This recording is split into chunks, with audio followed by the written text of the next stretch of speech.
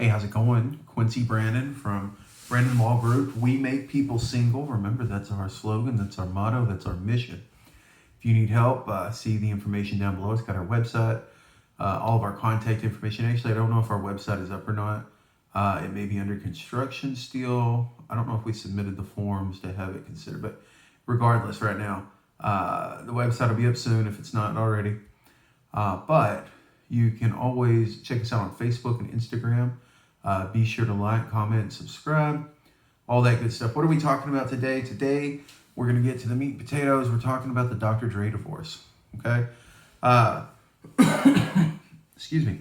Andre Young, Dr. Dre, if you don't know, he's one of the founding members of NWA. He's a prolific rapper, artist. He is going on a 30, 40-year career now. He's one of my favorites from when I was younger, and he continues to be so. But unfortunately for him, he's going through a divorce right now. Unfortunate for his wife as well. A divorce is always unfortunate for all parties involved. But this divorce that's going on in the media, which is very publicized because obviously he's one of the biggest stars on the planet, is throwing a bunch of loops for people.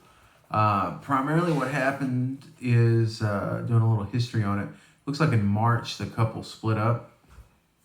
And then from there, in June, they filed for divorce.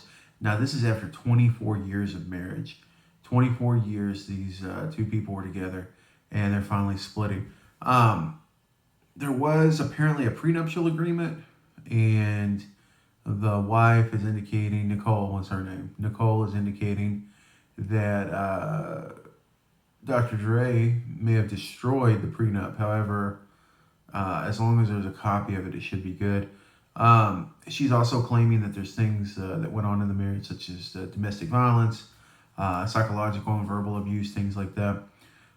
They're going back and forth. She demanded $2 million a month in spousal support, temporary spousal support, during the pendency of this divorce, which that's an insane amount of money. That means that she is going to tell a court that she needs $2 million a month just to live in the lifestyle that she had with him.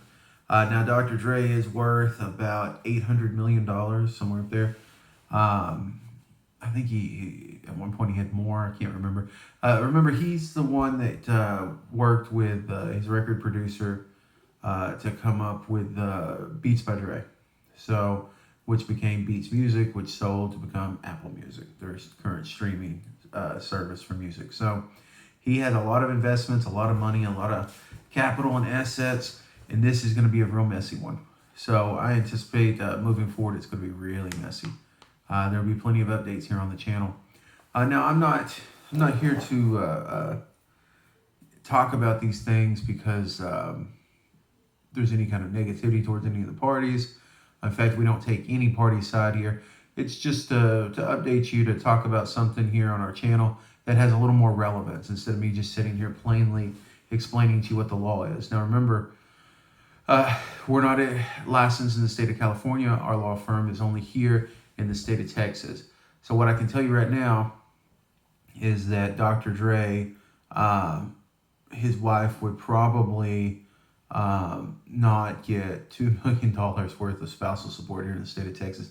It would all really just depend. There has to be a bunch of different showings because the way the statutory regime works here is fundamentally different. In fact, in a standard divorce, when it comes down to spousal support, if neither party was a bad actor, it's just a default divorce. What you're basically going to look for are situations where the husband has caused some kind of issues or something, because the judge has wide discretion on what they can and can't do. The statute says what spousal support can be for, but of course, once you get into court, it just depends on what the facts are going to show to the trier of fact, and that's either the judge or the jury. Here in the state of Texas, though, primarily the best example that I like to give clients when we talk about this is the only time you're really entitled to spousal support is if there is a disabled child or adult that has to have a guardianship by one of the parents, and one of the parents becomes a custodial parent. In that type of situation, there's going to be some type of support given to the spouse as basically a payment for being a caregiver because it takes a lot of effort to take care of someone with a disability, especially if they are so disabled that it requires a guardianship. As always, I'm making this sound a lot simpler than it is. If you have questions on your divorce and you're in the state of Texas, see the information down below. Other than that, look for our future updates and have a good one.